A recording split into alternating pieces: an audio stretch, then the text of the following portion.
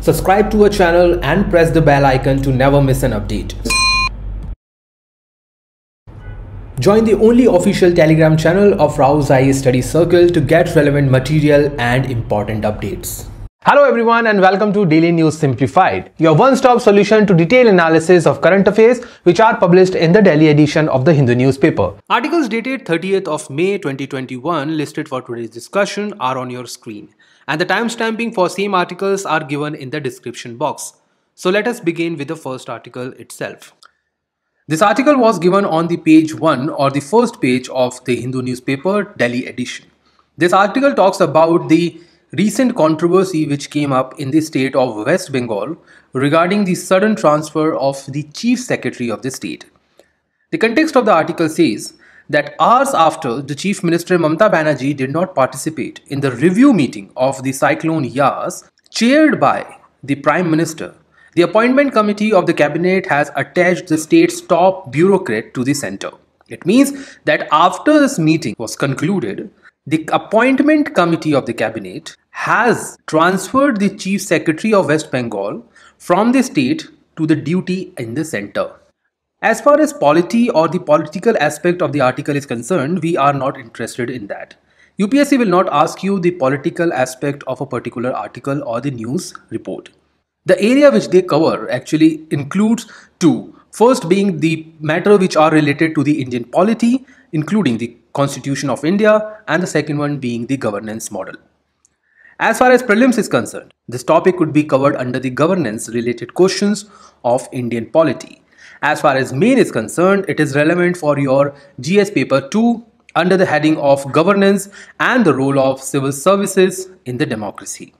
Now, the most important thing which was mentioned in the article is the Chief Secretary. UPSC has already asked the question on the respect of Chief Secretary in the year 2016, in which UPSC made a record of asking the highest number of current affair related questions. Now, what we will focus our discussion to is Chief Secretary and the related aspect. Well, Chief Secretary is the apex, that is, he is the highest civil servant of the administrative hierarchy of a state, and he is also the head of the state secretariat. Well, every state has a secretariat where the council of ministers along with their bureaucracy sit for the general administration. He or she is in charge of the general administration department of a state, which forms part of a portfolio of a chief minister. You can say that Chief Secretary is like a right hand to the chief minister of a state. He or she knows every function which is going on in the state, every program, every project, every future aspect, and the way the government of the state is functioning. A Chief Secretary is a chief or a head of all the secretaries of the state, be it the Department of Health, be it the Department of Education, or any other department. Every such department have one or the other secretaries. And this hierarchy of secretaries is headed by the Chief Secretary of the state. He is also called as the kingpin of the Secretariat of the state. Indian Constitution actually does not talk about the Chief Secretary in a direct manner. Similarly, the Constitution does not define or provide for the powers and the functions of Chief Secretary. His functions are defined under the rules of business under Article 166 of the Conduct of Business of the Government of a State. So, there is no mention of the Chief Secretary or his power or his duties in the Constitution of India.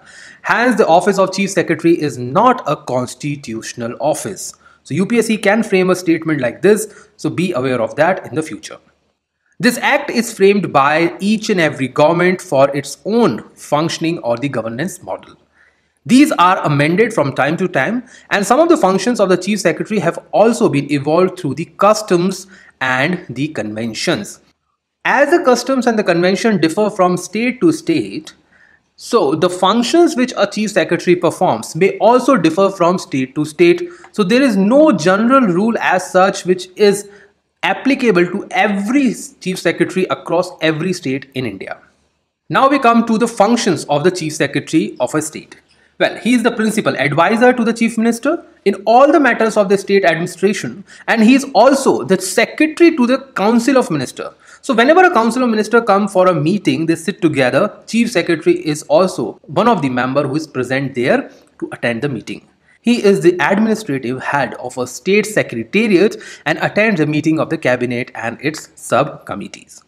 He also exercises general supervision and the control over the entire secretariat. So if you are going, secretariat is a separate building or an office which deals with the general administration of the government. It is the powerhouse of a state government as such. Chief Secretary is also the secretary to the state cabinet. We have discussed that previously, and he prepares the agenda for the cabinet meeting and keep the record of all its proceedings. He acts as a head of the state civil services and deals with the appointment, transfer, promotion of the state civil servants. Well, you should mind the words. The point is he deals with. He does not appoint them. We all know civil servants are appointed by the respective constitutional head in civil servant arena. IAS and other civil servants at the central level are appointed by the president, and at the state level it is the governor. So Chief Secretary does not appoint them. However, he can be consulted by different authorities at different point of time. He also acts as a chief coordinator of the state administration and ensure the interdepartmental coordination. So if two departments of a state, state do not have ministries. You will never find that there is an education ministry in the state of Uttar Pradesh, or there is a health ministry in the state of Maharashtra. States do not have ministries, they have departments. It is health department, it is public work department, it is education department. So all these coordination and control is monitored by the Chief Secretary. He also acts as a chairman of the coordination committee set up to investigate in the interdepartmental disputes. So let's say there's a dispute between education and the health ministry. So if there's a coordination committee between both these departments, that committee will be chaired by the Chief Secretary. He also presides over the meeting of the departmental secretaries, of course, because he is the head of them, meetings of divisional commissioners, district collectors, and head of department of district administrations to coordinate work and review performance.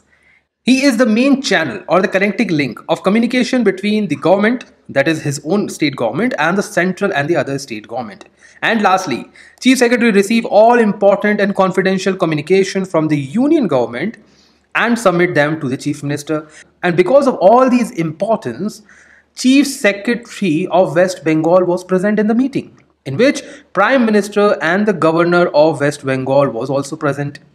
And this is one of the reasons which have been seen as an issue of honor of the Prime Minister, or the breach of honor of the Prime Minister. Well, we'll not get into that controversy, and with this we will conclude this article and move to the question which is related to this article.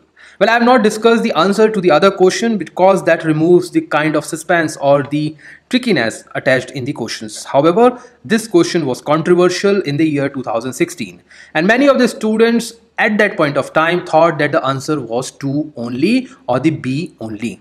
However, this was incorrect. The Chief Secretary of the state is not appointed by the governor. However, all the administrative work or the executive work is done under the name of the governor. However, Chief Secretary is appointed by the Chief Minister himself. So, by that logic, the answer which was given by the UPSC later on was your answer D. So, UPSC can ask similar kind of governance related question in the future as well. So, well prepared with that. Apart from the Chief Secretary, you can also read on the Cabinet Secretary at central level. He has more or less similar functions as far as Chief Secretary is concerned, but to the surprise, Chief Secretary is actually more powerful than the Cabinet Secretary at the central level. With this, now we move to the next article for the day. This article was published on the page 6 of your Hindu newspaper, and this article actually deals with an important maritime security organization, Indian Coast Guard. Well, the context of the article says that National Security Advisor Ajit Doval has emphasized that the Indian Coast Guard will have greater responsibilities in the years to come as India's maritime zone expand to include entitlements in the extended continental shelf. He made this statement while commissioning the offshore patrol vessel Sajag. So this was the petrol vessel. As you can see in the image itself, this petrol vessel was recently launched, and this petrol vessel will go into the hands of Indian Coast Guard. When it comes to the relevance of this topic for prelims examination, it becomes important for your current affair aspect, as UPSC has asked questions on the defense matter multiple times. When it comes to the mains, it is relevant for your GS paper 3, where various security forces and agency and their mandate is given as such. So UPSC can ask question on ICG, such as what is the relevance of ICG, why it is important for maritime security, how far it is successful, what are the limitations and the measures related to that. So we will see what ICG is all about.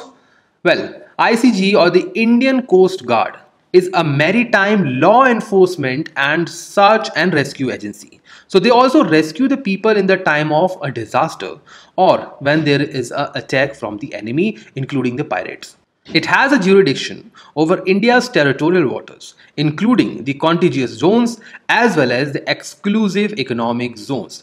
Now, what are these? Well, in the diagram above, you can see that I have provided you the distribution of the water which comes under the jurisdiction of a particular nation. Assume that this is your coast at Mumbai. From Mumbai, if you go to the western front or towards the western part of the globe, you will go into the Arabian Sea deeper and deeper. Now, after a while, what you observe that there is an island. Let's say this is your Elephanta Island. So, the area between Mumbai and the Elephanta Island also consists some amount of water. This is known as archipelagic water. And after the Elephanta Island, what we will have the distribution of India's territorial water into 3 categories. These 3 categories include your territorial sea up to 12 nautical miles. Nautical miles is a measurement which is used to measure the distance over the ocean, water, or over the water bodies. We do not say 12 kilometers, we say 12 nautical miles. And nautical miles is larger than the measurement of a kilometer. After 12 nautical miles, what we will have is your contiguous zone, which is up to 24 nautical miles. And beyond that, up to the high sea. High sea is under the international jurisdiction, so no nation have any control over the high sea. Any ship, including the trading ships or the trading vessels, and of course the defense vessels, can move freely in the high seas. Area between territorial water and the high sea is known as exclusive economic zone. An economic zone here means economic exploitation. So if there is a chance of oil, gas, or in fact the natural gas in the exclusive economic zone, India will have jurisdiction to control that. And India can extract all those resources without any hindrance from the other nations. Contiguous zones is a subzone or a part of your exclusive economic zone which starts from your territorial sea after 12 nautical miles.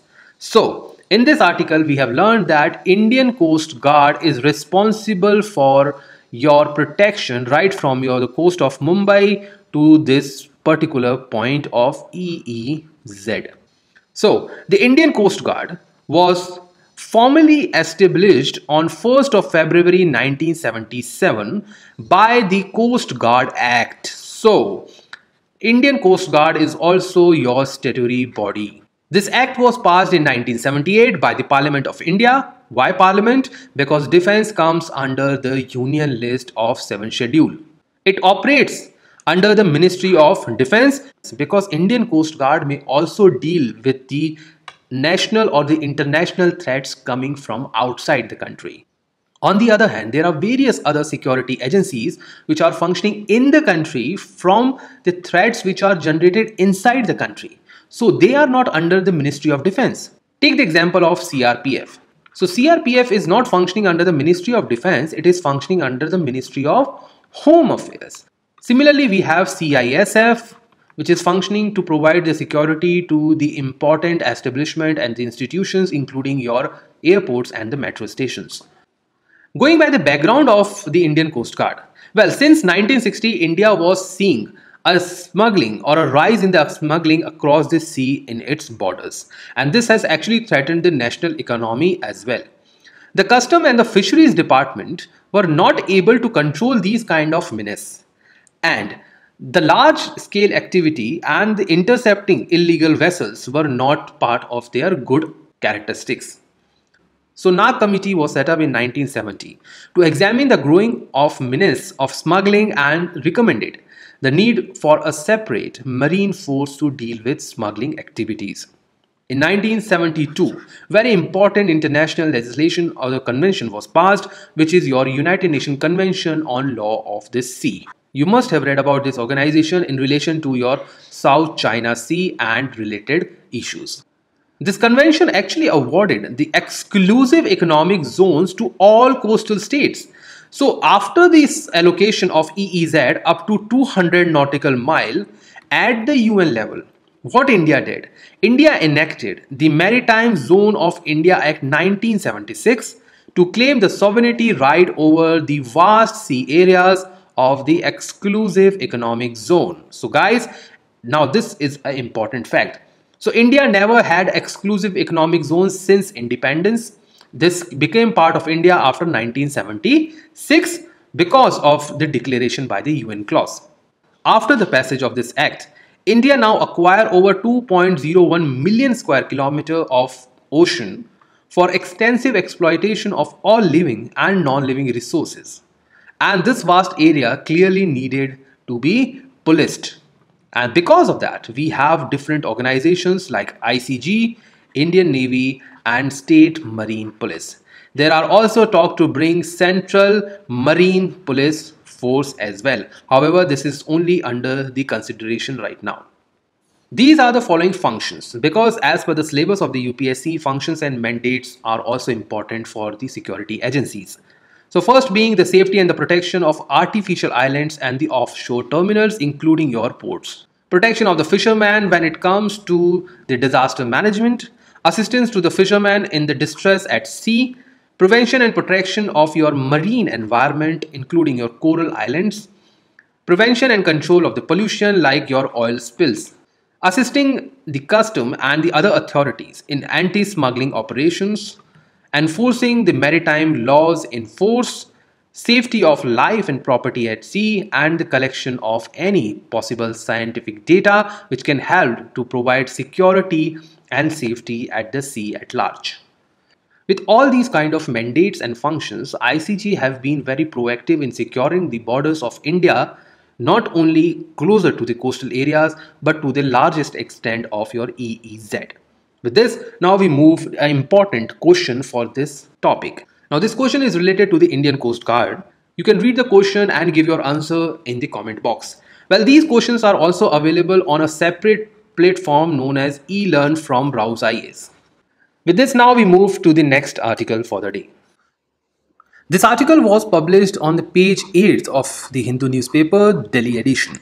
This article actually talks about the recent power which was allocated to the district collector of 13 districts across 5 different states. This power was authorized to these collectors or the DMs based on the recently amended Citizenship Act 1955.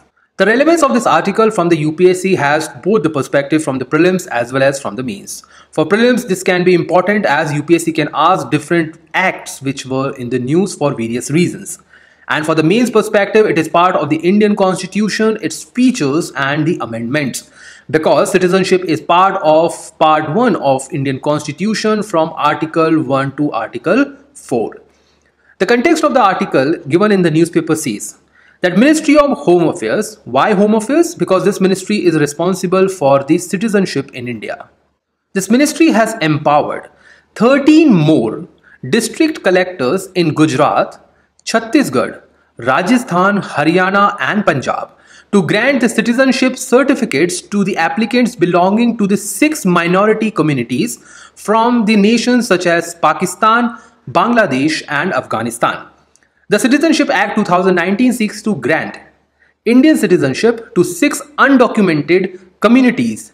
Undocumented means they were not mentioned anywhere. Those communities which came to India till December 31, 2014. So this is the deadline.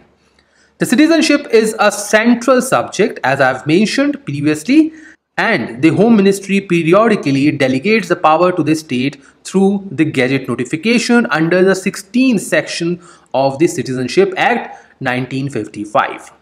The May 28th notification intends to benefit legal migrants who entered on passport or visa from the Hindu, Sikh, Buddhist, Jain, Parsi and Christian communities from these nations, and who have already applied for the citizenship under Section 5, that is by registration, and Section 6 by naturalization.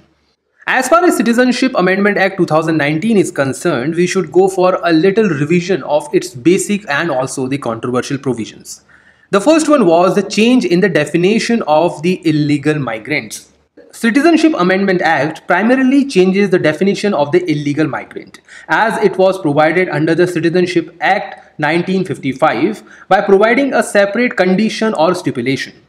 Well, prior to the amendment itself, the Citizenship Act 1955 defines the illegal migrant as a foreigner who has entered into India, first without a valid passport or other travel documents, and the second point was that with a valid passport or other travel documents, but he or she has remained beyond a particular time.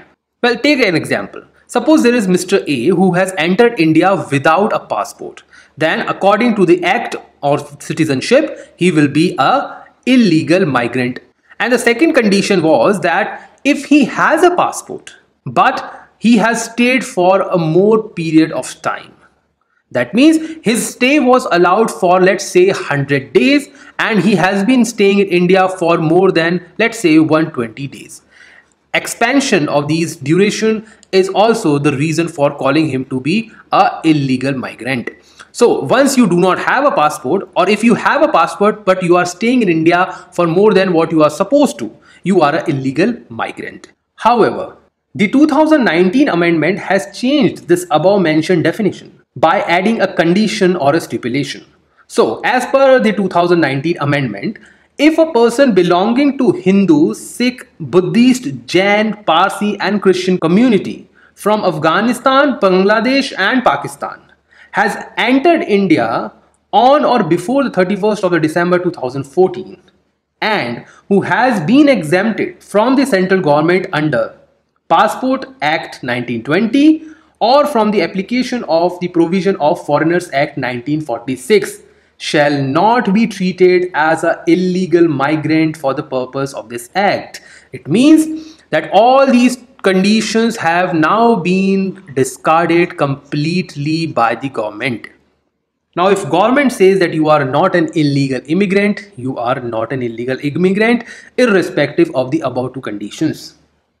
The second clause which was controversial in the act was residency clause, which was reduced to 5 years from the 11 years. It means that for a person belonging to the above communities from the above nations, the aggregate period of residence or service of the Government of India as required has been reduced from not less than 11 to not less than 5. It means suppose a person entered India in 2005 and he has applied for the government in 2015. It means he was staying almost for 10 years in India. However, based on the previous provision, he was denied of any kind of citizenship because his duration was only 10 years and the requirement was 11 years. But because of the recent amendment, this has been reduced to 5 years. So now this person becomes totally eligible to get the citizenship in India. The third controversial point in the act was that citizenship granted through the naturalization. It means that citizenship to the belonging people of the 6 religious communities from 3 different countries shall be granted through the process of naturalization. If, in the opinion of the central government, if the applicant has rendered distinguished service to the cause of science, philosophy, art, literature, world peace, or the human progress, he can be provided citizenship. Take for example, if a person has a distinguished service in the philosophy, and in the eyes or in the opinion of the central government, he is a person who is eligible to get the naturalization process. So this person can get the citizenship of India as per the recent Amendment Act. So these 3 were the important amendment points which were in the news and which has created a kind of fear among various communities, especially the Muslim community which came from the state of Pakistan, Bangladesh and Afghanistan. The last point being that the CAA shall not apply to the following. And what are the exemption under this act?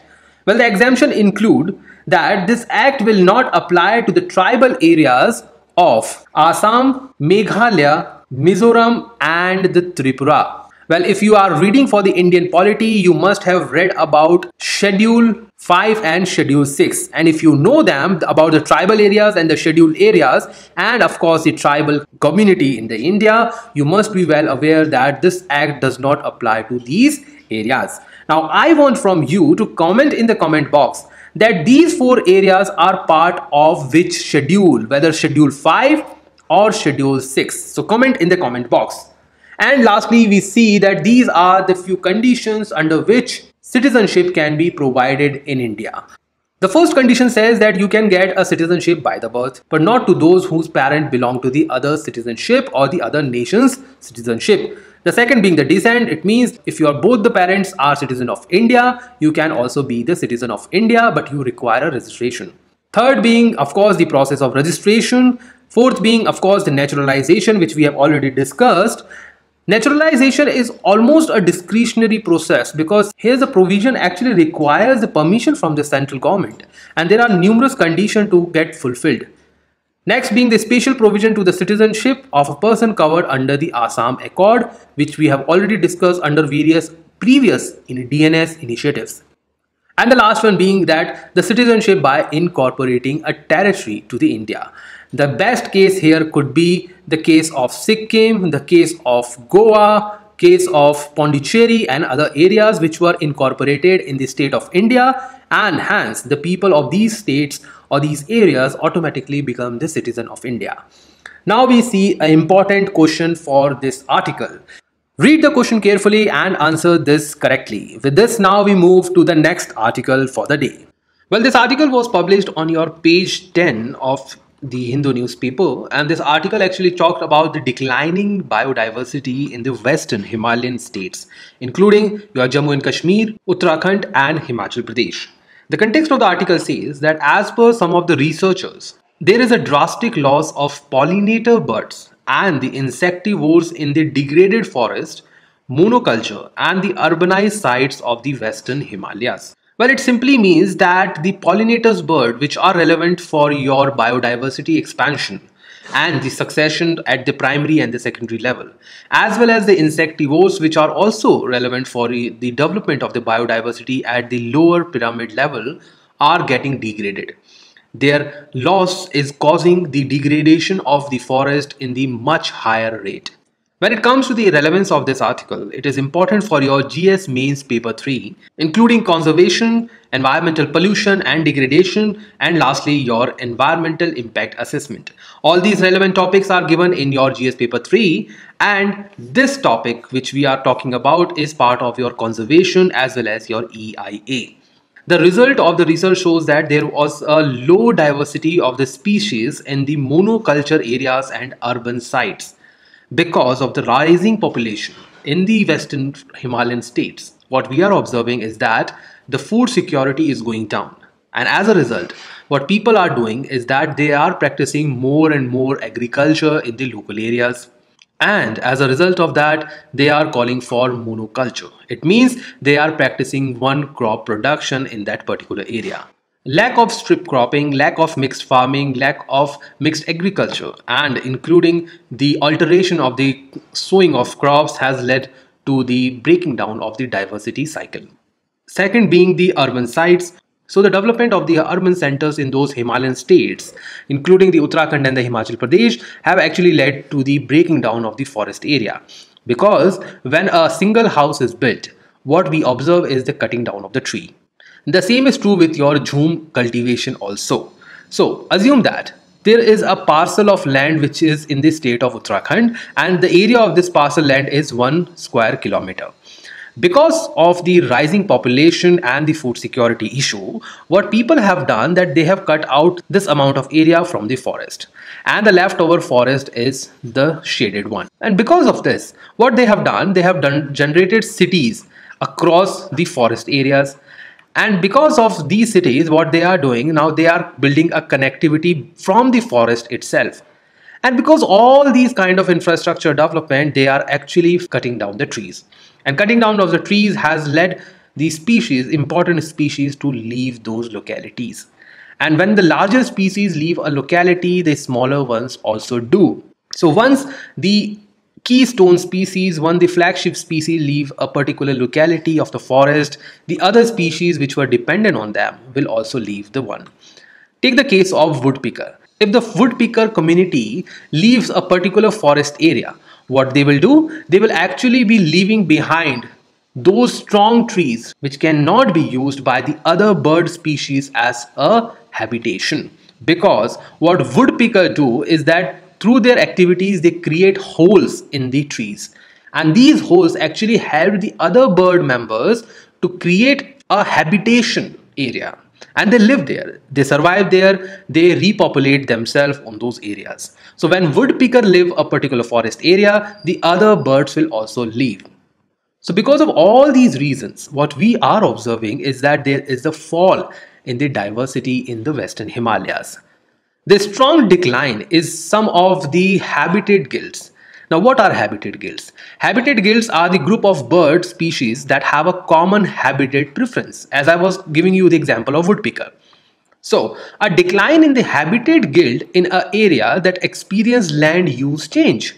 So, as I gave you the example of land use change here, so when people start becoming habitant in a particular forest, what we see is that the natural habitants or the birds, plants, animals, they start leaving that particular area. The affected species of the flora and fauna in these areas are the oak forest specialist such as Rubeus billed woodpecker, greater yellow nape, Rufous cibia, white-throated laughing thrush, and the black-faced warbler. All these important species are now leaving the areas where they were naturally habitant. And why this is happening? This is happening because of the land use change. Now, if the question in the UPSC arrives related to the falling diversity in the Western Himalayas and they ask you about the important way forwards. So these are the important way forwards. These are the common ones. You can use them in any kind of questions. First is to restrict the zoom cultivation or the slash and burn cultivation. Second being to prevent the land use change in the faster manner. And if we cannot restrict the land use change, or it is very, very important to change the land use pattern, actually we should conduct a mandatory environment impact assessment. We should also go for practicing of natural or the organic farming in order to restrict the chemical and the fertilizer use and their negative impact on the environment. We should also go for in situ conservation program where plants and animals can conserved on the place where they are living in a natural format. And lastly is to take the help of the local community participation for the conservation process, because they know far more better than the external authorities or the government authorities. So you can quote all these kind of initiative in order to write for conservation program in the Western Himalayas. With now we move to the important question from this topic. You can pause the video right now, read the question carefully and identify the correct answer. The answer of these questions are given on the e-platform where you can go and recheck your answers. With this, now we move to the next article for the day. So now we come to the scheme of the day. The scheme which we have taken up for today's discussion is Swachh Bharat Abhiyan. This scheme was launched in 2014 by the current government in its previous term, and the scheme aimed to achieve the target by 2019. However, these targets have not been completed at 100% level, but given the other scheme, Swachh Bharat Abhiyan is one of the most successful one in India. The scheme is divided under two different headings and its implementing agencies. When it comes to the rural areas, the implementing agency is your Ministry of Jal Shakti. When it comes to the urban areas, it is under the Ministry of Urban Development. You should not get confused when it comes to the rural area with Ministry of Rural Development, because Ministry of Rural Development is working for other parameters including MG Narega, which I discussed in the previous DNS. Now, why we are reading this? Well, when it comes to the social schemes, it is very, very relevant for your both prelims and the mains examination. However, this scheme has specific attachment to the issues which are related to the development and the management of social sector and social services relating to health. So here, the Swachh Bharat Abhiyan is related to health. UPSC can also ask such kind of schemes in your GS paper 4 of ethics, because this scheme talks about behavioral change. And because of the behavioral change, UPSC can ask this in the mains examination of GS paper 4 as well, which UPSC actually has committed before. The objective of the schemes are straightforward. First one being to eliminate the open defecation across the nation, both in the rural and the urban areas. Eradication of manual scavenging, modern and scientific municipal solid waste management, which include e-waste disposal as well as turning waste to energy plant. It also focuses on the effective behavioral change, which I just mentioned as far as GS paper 4 is concerned, regarding the healthy sanitation practices. It also generates the awareness about the sanitation and its linkage with the public health. You must have heard about Swachh Bharat Ka Irada song sung by Kailash Kher. It is one of the initiative by the government to promote the awareness among the people regarding the sanitation and the cleanliness in their surroundings. And lastly, it also focused on the capacity augmentation for urban local bodies and creating an enabling environment for private sector participation.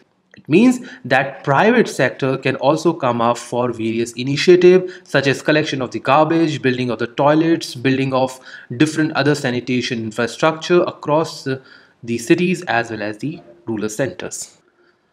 As far as components of this scheme are concerned, it says that household toilets, including the conversion of insanitary latrines and into the pour flush latrines. It also talks about constructing the community toilets you must have seen across the cities and in the rural areas. It talks about creating public toilets. Well, the difference between the two is simple. Community toilet means they are targeting a particular community. So let's say they are targeting the slum community. Public toilet here means which are available across the roadsides. So when you are traveling on a highway, maybe in an urban center, and you find a public toilet on the either side of the road, they are these ones. The next being, of course, the solid waste management. It is a very important thing because mismanagement of the solid waste causes the disease burden in the society. And lastly, there is the public awareness and the IEC. What is IEC? Information, education and the communication. So when you are writing a question on Swachh Bharat Abhiyan in your mains answer writing, you can code this IEC in a triangular format where you can write it in this kind of a pattern. These kind of presentation help you to catch the eye of the examiner, who can actually give you more marks in your answer writing. Now, on the right side of the slide, you can see the recent initiative of the Government of India is taken up. In the budget this year, the Government of India has introduced Swachh Bharat 2.0. Why 2.0? Because 1.0 actually ended in 2019 October. So now government is thinking to go beyond what they have already achieved and to achieve the targets which have not been fulfilled in the previous one, and to formulate more, better and higher targets for the upcoming program. The 2.0 program will focus on the complete fecal sludge management, wastewater treatment. So the wastewater which is going out of the households, not only in the urban areas but also in the rural areas, will become part of this scheme. It will talk about segregation of the garbage, because as of the now, people just collect the entire garbage and submit it to the collecting authority. The reduction in the single-use plastic, which has also been important for your environmental concern. They've also targeted the reduction in the air pollution by managing the waste from the construction sites and the demolition activities. So this is actually one of the most important reasons for pollution in metro cities, including your Delhi NCR. So these kind of centers are actually generating a large amount of construction and demolition waste, which should be treated to reduce the pollution, especially the air pollution. Along with all these, they have also targeting the bioremediation. It means using the biological ingredients or the biological actors to treat the pollution and reduce it into the less harmful chemicals or the components. And lastly, it also talks about the legacy of dump site, which will be taken up for the consideration. The implementation of Swachh Bharat 2.0 will be for the 5 years starting from the 2021. It means it will go till 2026. In this table, you can see I have provided you the difference between what is ODF or open defecation free, what is ODF plus, and what is ODF plus plus. Well, all these three are as of now functioning for the urban centers in India.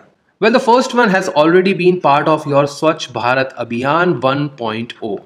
The other two are now becoming part of your Swachh Bharat Abhiyan 2.0, although they have already been taken up on the pilot basis in many large cities. Well, as far as open defecation practices are concerned, although three categories have the similar objective. But when it comes to the accessibility, the open defecation free plus targets 80% of the residential properties and open defecation plus plus target 95% of the residential properties. When it comes to the convenience and treatment of the fecal waste, all toilets are connected to the disposal system. This was the target in the first one. The second one is actually targeting the treatment as well as the collection of the fecal matter. And lastly, ODF++ is talking about collection, convenience, treatment of all fecal matter and also the wastewater. So you should have this kind of difference in your mind that ODF++ is targeting the wastewater as well, including the septic tank and also the grey water. So grey water is one which is used in your bathrooms for your bathing and related purposes. It is also the water which is disposed of from the kitchens of households. So these were the basic differences between these three kind of categories and the target achievements. Now, when it comes to the Swachh Sarvekshan, which is also part of your Swachh Bharat Abhiyan, this survey is nothing but a kind of measuring rod to see what cities across the nation has achieved when it comes to the targets of Swachh Bharat Abhiyan.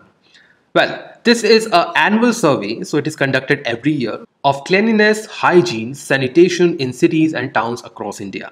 So no rural area is covered under this survey. This survey was first conducted in 2016 and it covered around 73 cities only. However, in 2020, it covered 4,242 cities across nation and said to be the largest cleanliness survey in the world. The survey is conducted by Ministry of Housing and Urban Affairs, which is also the nodal agency for Swachh Bharat Abhiyan in the urban areas, along with the Quality Council of India as the implementing partner. So when it comes to the contribution of the scheme, the state will contribute minimum of 25% of the funds towards all components to match 75% of the center's contribution. This ratio of 25 will become 10% when we talk about your northeastern states, including your seven sisters. Now, before moving ahead, we should also know something about Quality Council of India. Well, this council is an autonomous body set up by Ministry of Commerce and Industry jointly with the Indian industry representation coming from different pressure groups such as ASSOCHAM, your CII, your FICCI and others. So these kind of groups are also having some representation in the Quality Council of India. Well, it is a registered non-profit organization with its own memorandum of association and is governed by the council with an equal representation from government, industry as well as the consumer.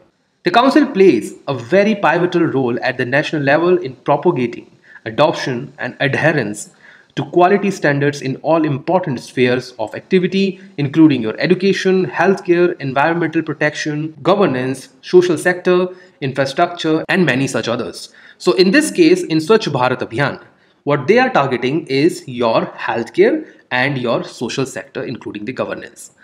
With this now, guys, we move to the last part of today's discussion, that is question of the day.